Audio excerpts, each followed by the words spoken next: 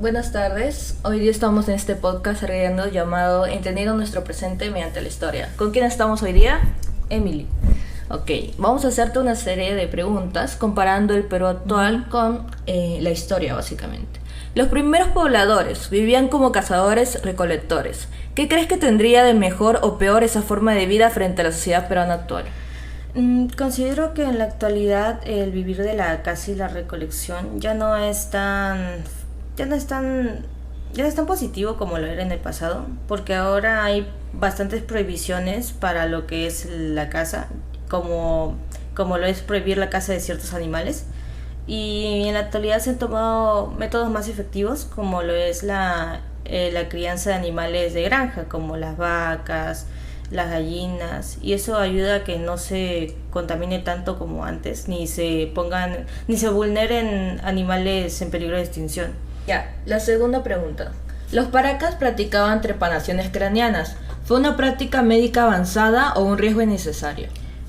Creo que para su tiempo y con los recursos que tenían, que sabemos que son pocos, fue una práctica bastante avanzada y bastante positiva para un desarrollo de lo que fue la medicina. Tal vez en la actualidad no es tan impactante, pero se sabe que gracias a eso se pudieron descubrir otro tipo de procedimientos para poder ayudar en el término médico. Ok, muy bien.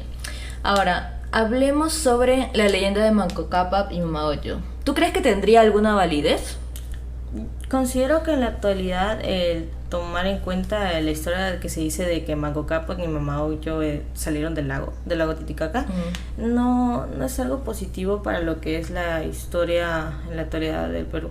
Tal vez a un niño sí le puedes explicar ese tipo de historia, como la que salieron del río, pero al final eso no bastaría para llenar un agujero histórico que es importante para saber sobre el país, sobre el Perú, cómo fue el movimiento de Manco Cápac y Mama Oyo al lugar.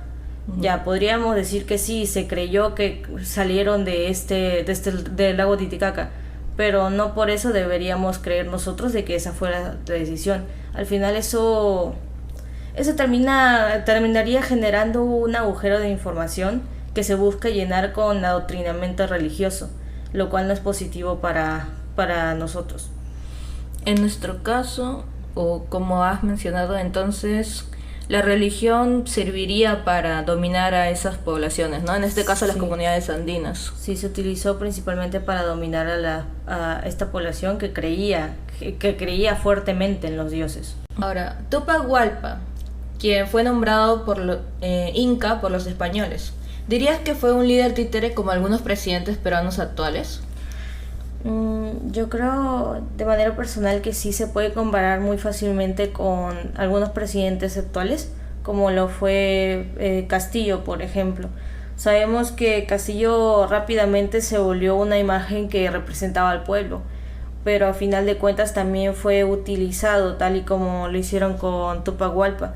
Fue utilizado como una imagen que podía empatizar fácilmente con las comunidades indígenas, usualmente provincias y todo ello, pero que al final de cuentas se sabe que no hizo nada más que ser una tapadera para personas en el Congreso que seguían robando y seguían manteniendo la corrupción en el lugar.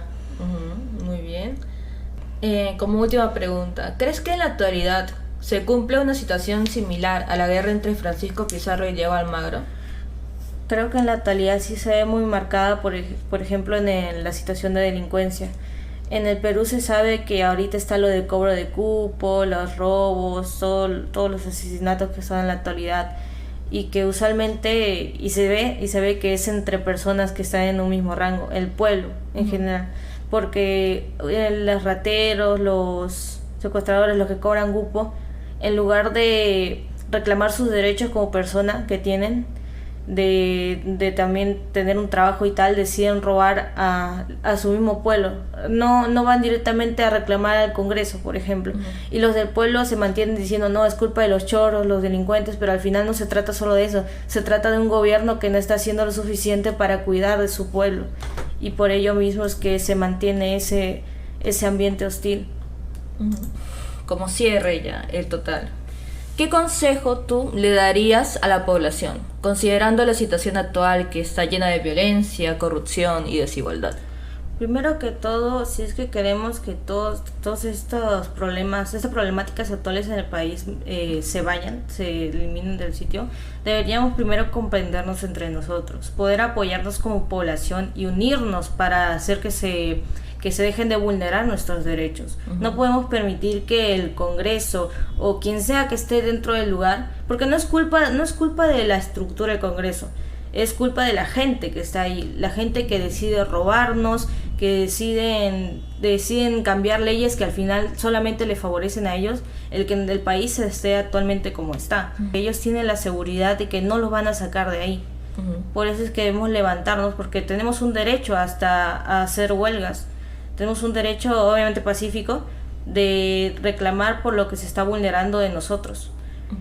Pero para poder lograr ese momento en el que podamos alzarnos, primero debemos saber comprendernos entre nosotros y respetarnos entre nosotros. Muchísimas gracias por tu participación. Gracias. Esperamos contar contigo para otros podcasts.